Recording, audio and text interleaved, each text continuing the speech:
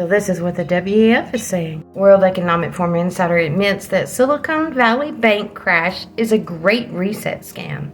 The World Economic Forum insider has been boasting this.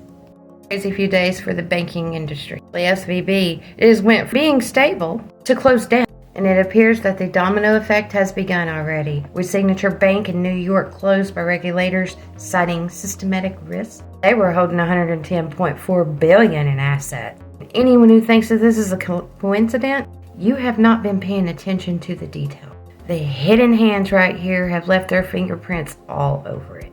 And this, with all this money, there is no coincidence. Meet Joseph Gentile, an executive at SV Bank. Do you know where he worked before he was at Silicon Valley? He was chief financial officer at Latham Brothers. That was the largest bank to crash in history. Oh, but that is one huge coincidence, but it gets worse. Where do you think he worked before Latham Brothers? Remember a company called Enron?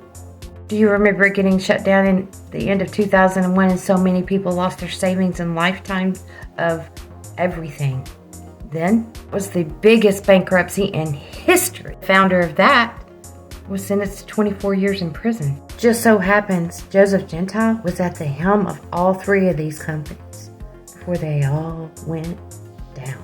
And unlike his colleagues, he has never faced justice. Not once. But the mainstream media wants you to believe that this is just simply a coincidence. Mainstream media Twitter users are just joking that Joseph Gentile is just really bad at his job. But they just don't get it. And that's no coincidence that he's at the helm of all three. And no, he is not bad at his job. He's actually really good at it. Others are doing the bidding for the global elite. Trust me, they are being richly rewarded. We are currently seeing a shift to a cashless society. The help of blockchain technology will facilitate a new reverse currency through the IMF and World Bank, known as a special drawing right. The global elite are also pushing forward for their vassal of states to move towards centralized currency. It will be in the form of so-called central bank currency, CBDC, which, by the way, it is not currency at all. It is a tool designed as social control. It's easy to see why this appeals to the far left, authoritarians in Davos.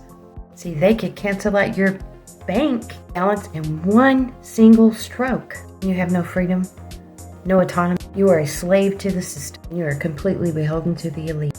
The elite are becoming so arrogant, they admit it. Keep trying to print trillions to keep up with economics. Thought it was just a conspiracy theory and it would never happen. Country crazy out.